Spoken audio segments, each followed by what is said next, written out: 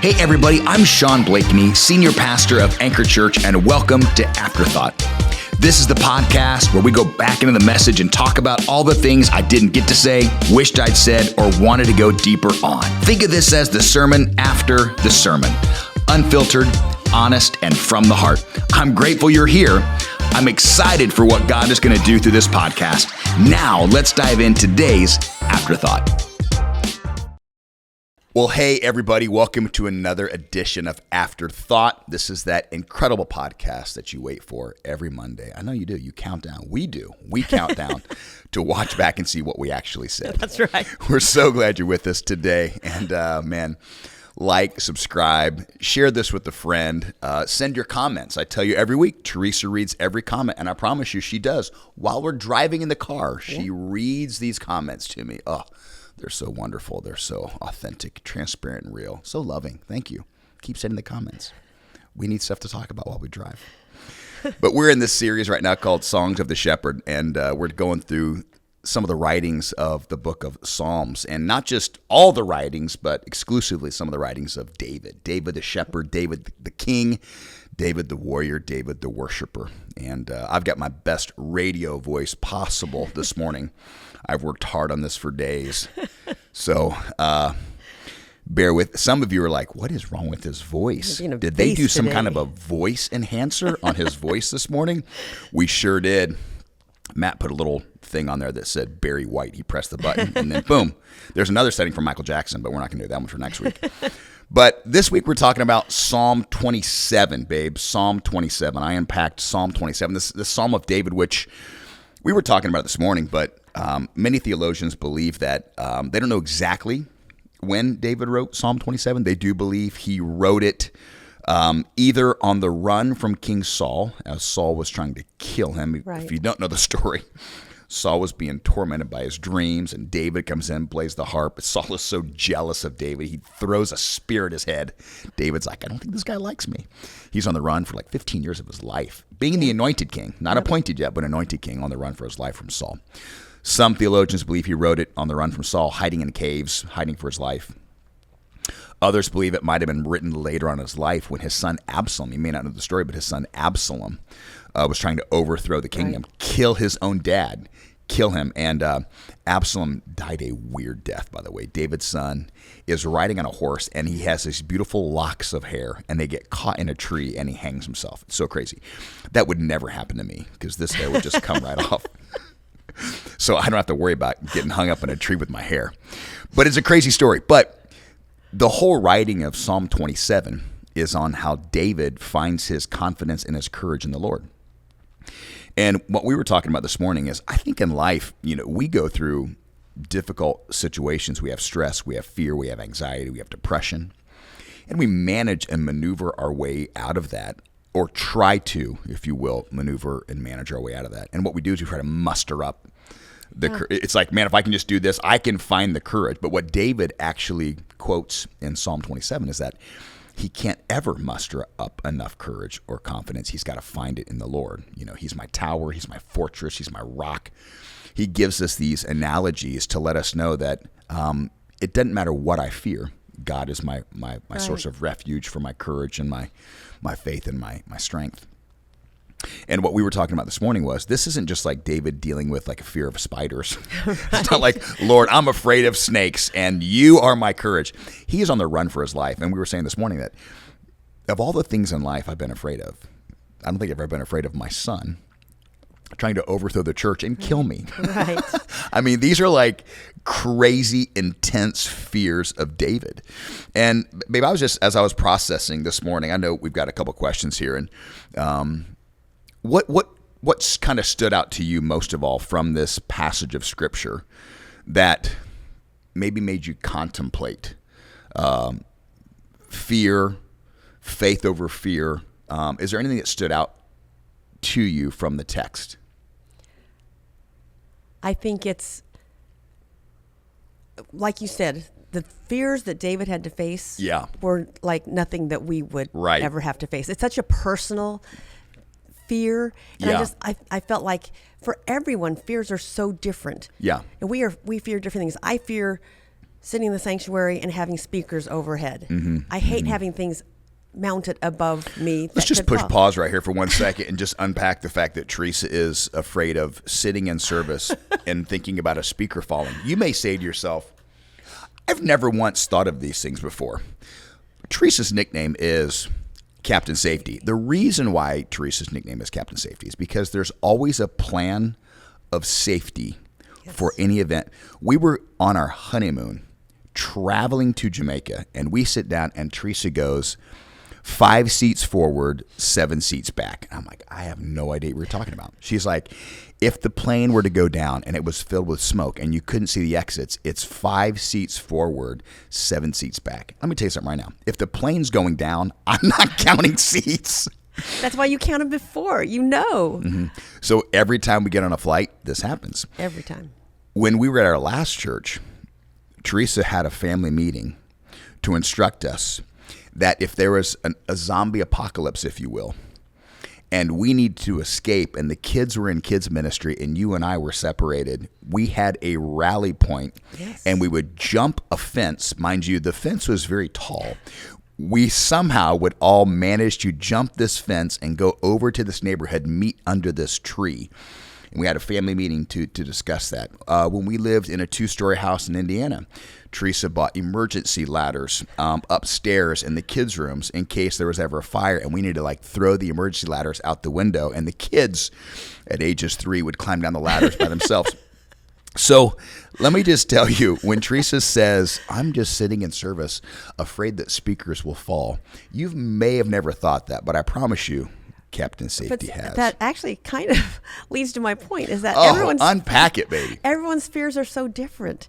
Mine are very unfounded fears. There's no reason for me to have. I know of no one who has been squashed by a speaker falling from the ceiling. I have never heard that story. I've never heard of it. I haven't. But there's always a first. Anything hanging over me, it makes me nervous. But so true. We were hanging TVs last night, and you were very concerned that the wall mount that holds a TV that weighs 150 pounds would not hold our 35-pound TV. But, babe, we did the best we could to unfounded fears. Secure unfounded fears. But so everybody has very different levels of fear or very different things that they fear. But I just love that. I feel like in his Psalms, I think David is his fears are so personal to him that they really don't apply to many people, but they're so big, and it just shows how he is able to manage that and grapple with that and fight against it, trusting in the Lord. And it just gave me so much comfort thinking my fears that are so weird compared to what he was going through. I mean, if he could trust God for the greatness of his fears, I could certainly trust him with my little unfounded fears I have all the time. I just, when you, I don't think I had this as a question, but when you said it, it made me think, when you have fears in your life, and I don't mean like a speaker falling or a zombie apocalypse, but when you have fear in your life, like, first of all, what is, not talking about equipment falling or something, what is a fear that you have? I just have a fear for the safety of our family all the time. Yeah. I that's one of Teresa the first does have every person in her family's location, and she will check that from minute to minute just to see where they are, because we want to make sure that they're good. Are you trying to pull something out of me? What fear are you looking at? I'm just talking about how you have a fear of safety for our family, so everyone's location is tracked and looked at. Teresa would be like, hey, when you get home, I see you. I'm like, oh my gosh, how do you see me? This is crazy. But you have a fear of that. Okay, let me go talk about it for me.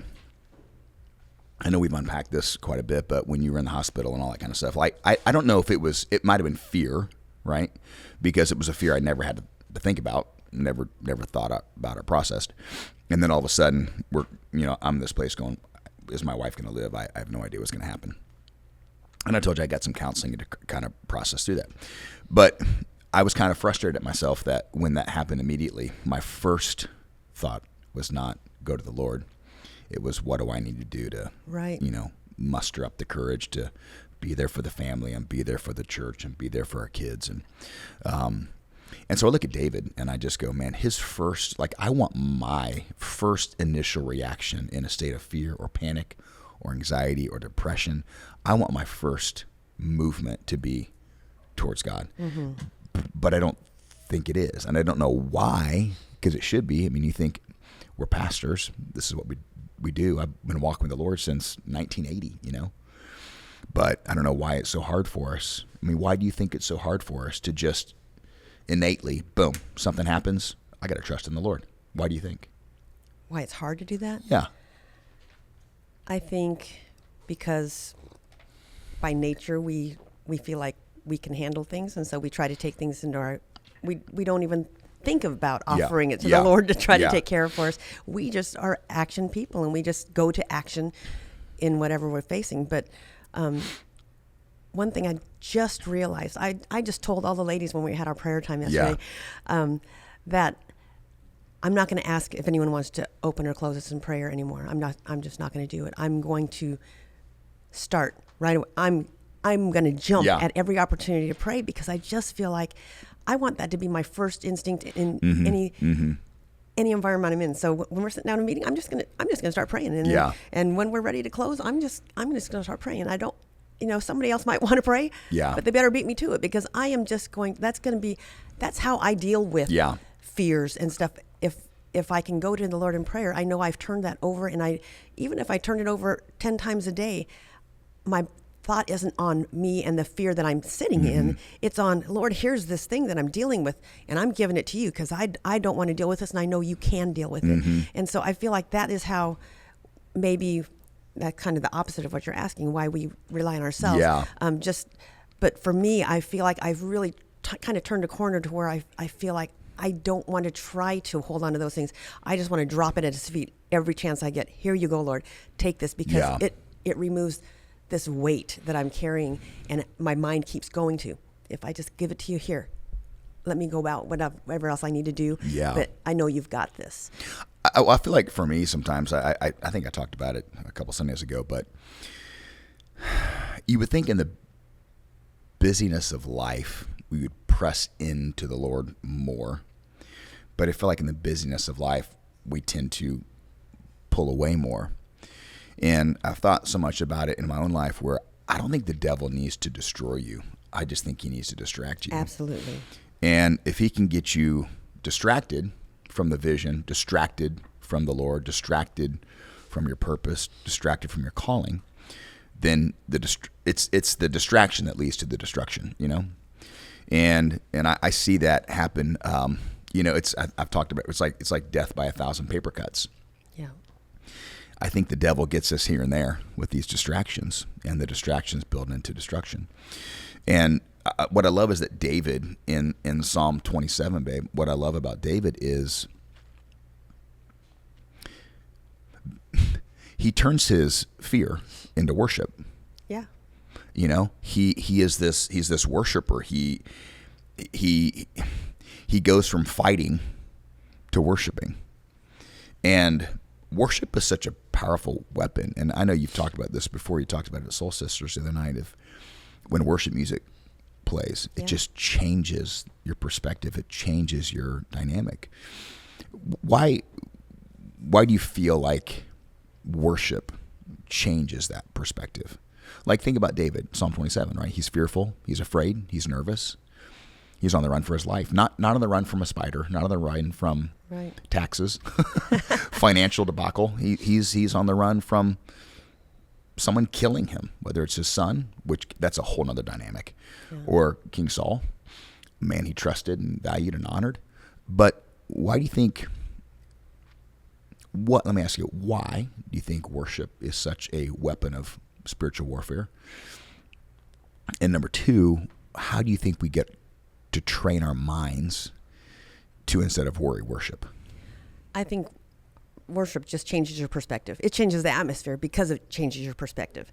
It is so, obviously, we're going to focus on things that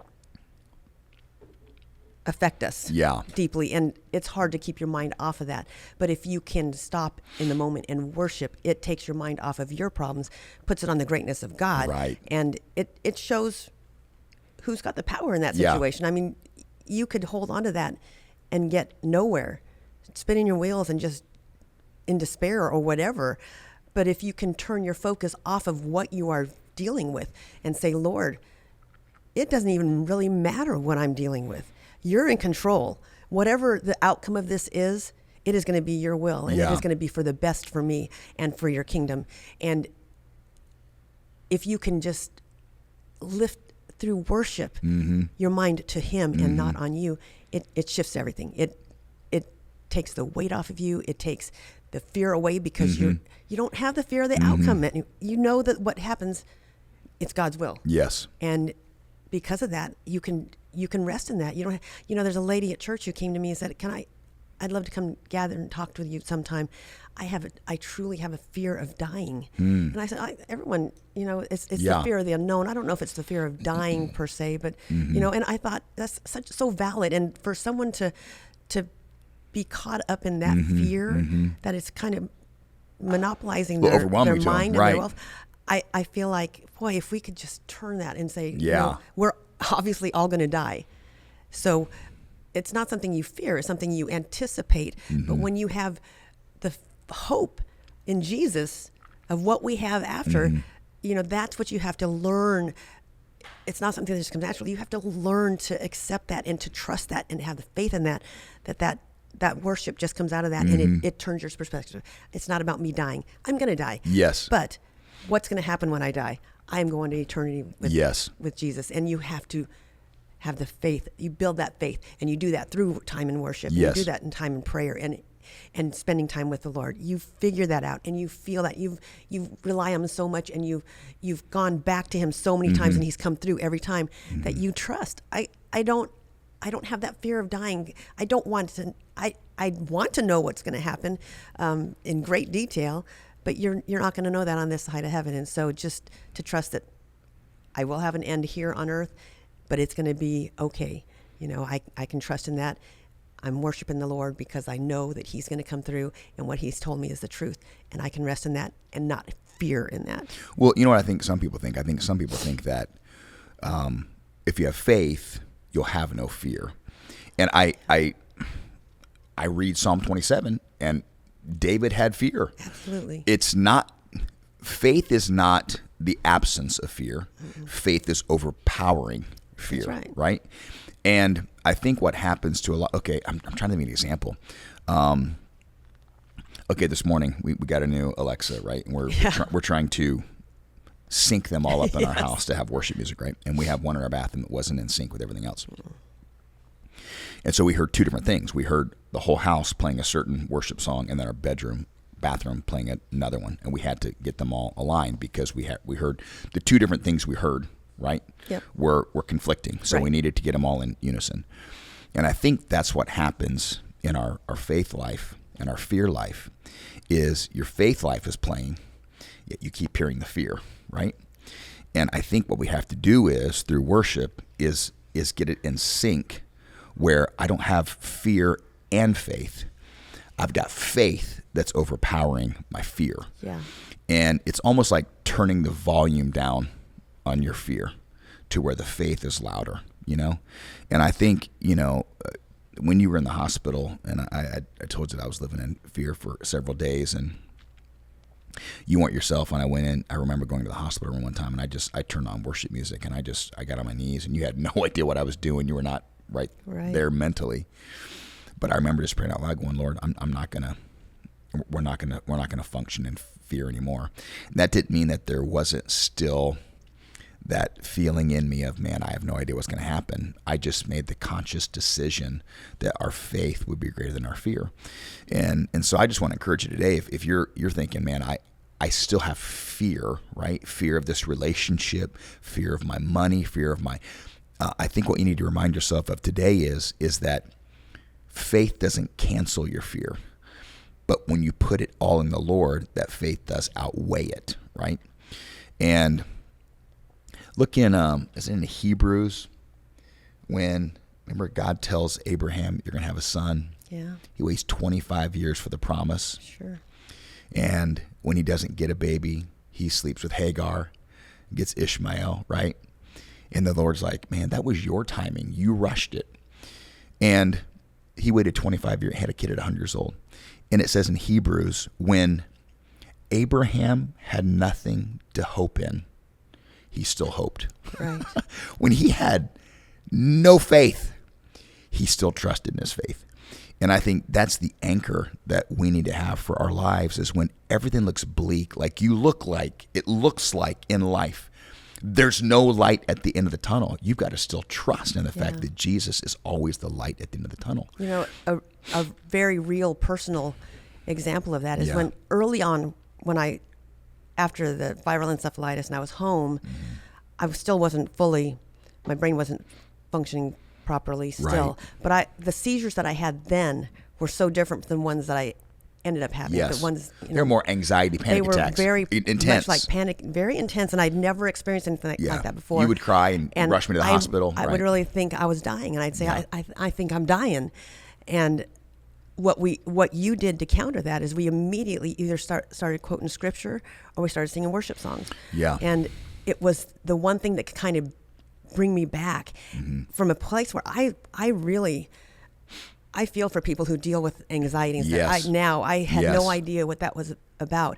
But to be in a place where you really feel like you have zero control about, and you can't bring it in, you can't control what's going on, and you feel like you literally are going to push over into death. You're going to die from this. Right.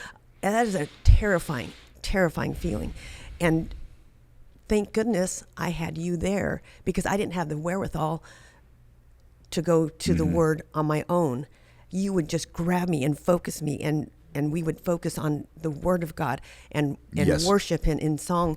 And it was the thing that would break me out of those moments. And I just want to say, if people are dealing with fears like that, they're uncontrollable, man, you have to have a trigger to bring you to the Lord, because it's not your natural instinct. You're trapped in fear, and you have to have something. Have worship music going all the time that you can maybe snap you out of it. Have somebody who's accountable to you to come help you in those situations, something. But often you're not going to get there on your own in that terrifying moment. So I was just so grateful that you were my anchor to what I needed from the Lord in those times. You know, we're out of time. I'll wrap up with this. Just personally, I don't know if I've shared this or not before. I mean, obviously, but I never dealt with panic attacks or anxiety. I really never experienced that until you were in the hospital. It wasn't your fault. It just was. It was the outcome of the situation. And like I said, I had to start seeing a counselor. And Brian, my counselor, was saying, "You're never going to not have stress. Right. Never. You're always, especially in your line of work, you're always going to have stress." He goes, "But it's how you manage it. You're always going to have that fear. There's going to be stuff that's going to overwhelm your mind, but you got to figure out how to manage it." And so the way that he taught me to do that is to, I told you to breathe. He gave me some breathing techniques, and to pray. And there'll be those days I'm at my desk and I just get hit with it. And I'm like, oh my gosh, what's going on? And you just feel that, man, I have to get up and walk. I've told you I'm going to go walk, and I got to pray, and just, I got to begin to fill my mind with other things. 'Cause if you focus on the fear will overtake you. Absolutely. And so what I have to do, because I'll sit there at my desk and I'll start feeling like that panic, right? And I'll start, and then the panic, it's like when my mom has her heart palpitations, she looks at her watch, right? And she had to stop wearing her watch, because immediately then you start spinning yourself up, because what are you focused on? You're focused on the fear. Right. So when I get up and walk and breathe and pray, all it's doing is just getting a different perspective. And it's really hard. You got to fight that. So I just want to encourage you today, if you are having those seasons of fear or panic or depression or stress and you don't know what to do, I would say breathe, worship, and pray. Breathe and just go, man, God, it's going to be good, right? You breathe out the fear, breathe in the faith. Yeah. I'm going to pray and go, God, I know Psalm 27 tells me, David tells me, you're my rock and my fortress. I can't do this without you, right? I'm going to pray, I'm going to worship. What you see at the end of Psalm 27 is David worshiped. He started off confessing to the Lord, I need you. He ended Psalm 27 in worship. And so I'm going to say breathe, pray, and worship. Love it. And so if you're dealing with that today, what's the best way to bring your faith over your fear? I'm going to breathe. God, I'm going to breathe out my fear, breathe in my faith. I'm going to breathe out my concern, breathe in your confidence, right? I'm going to pray and go, God, today I'm relying on you. I'm casting this burden on you. I know you can handle it. I know you can carry it. I'm going to worship. And so maybe today you're struggling with that. Just begin to breathe, to pray, and to worship. And I guarantee you that will maybe not change your situation, right, but it'll change the perspective of your situation. Hey, we love you so much. Have an amazing day. We'll see you this weekend.